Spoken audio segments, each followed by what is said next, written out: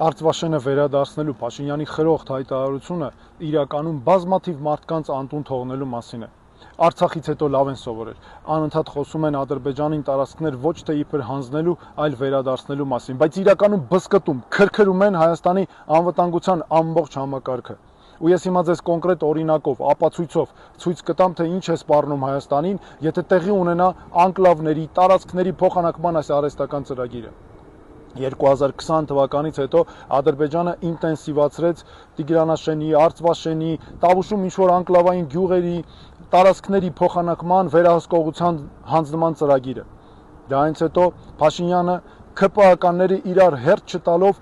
անընդհատ խոսում էին սրա մասին, բայց իրականում սա ամբողջ Հայաստանը շրջափակման մեջ գցելու, մեր սահմանները ավերելու, բզկտելու ծրագիր է։ Ռազմավարական անվտանգության առումով անդառնալի խնդիրներ են առաջ գալու։ Օրինակ, արգելափակվելու է մեր միջպետական ճանապարհներից մեկը, ամենագլխավոր, այն ճանապարհը, որով Արարատից, Երասխով գնում ենք Վայք, Եղեգնաձոր, Ջերմուկ, Գորիս, Կապան, մեր մյուս բնակավայրերը, նորից էլի տանելու են սարերի մեջով, անտառների մեջով, երկրի խորքով ճանապարհներ անցկացնեն ու քայքայեն մեր անվտանգությունը։ Տավուշում ինչ է տեղի ունենալու։ Հիմա ես ձեզ կոնկրետ ապացույցով ցույց տամ։ Տեսեք, սա Իջևանից Այգեհովիտ, Վազաշեն եւ դեպի Բերդ տանող ճանապարհն է։ Խոսքը եթե վերաբերում է օրինակ այս Սոֆուլուի նաև իբր Բարխուդարլուի մասին, այստեղ մենք երկու հարևանությամբ ունենք Ազատամուտ եւ Կայան բնակավայրերը։ Ազատամուտի մոտ են հայտնվելու 20-30 մետր հեռավորության վրա ընդամենը ադրբեջանական վերահսկողությունը, նաև նրանց զինված ուժերը, եթե բերեն տեղակայեն այդտեղ։ Ու ես համոզված եմ, որ բերելու են։ Կայան բնակավայրը հայտնվում է գրեթե վերացման եզրին, անհետացման եզրին,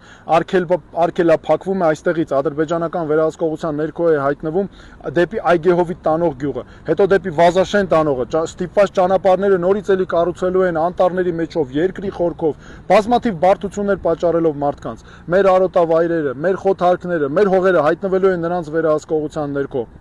Այստեղ նաև կան ինտերնետ մալուխներ, այստեղ կան ջրի աղբյուրներ, միջպետական ճանապարհներ, որոնք հայտնվելու են նրանց վերահսկողության ներքո։ Եվ հատուկ ուզում եմ նաև ասել, որ ժողովուրդ ջան, ես սա հենց այնպես չեմ խոսում։ Ես այս բոլոր վայրերում մեր մասնագետների հետ եղել եմ,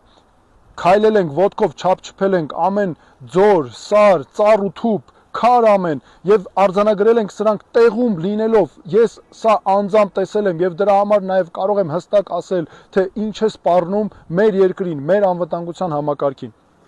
Փաշինյանը ինչ է ասում է սահմանազատման միջոցով ենք վերադարձնելու։ Սա կատարյալ աբսուրդ է, որովհետև չկա որևէ լեգիտիմ սահմանազատում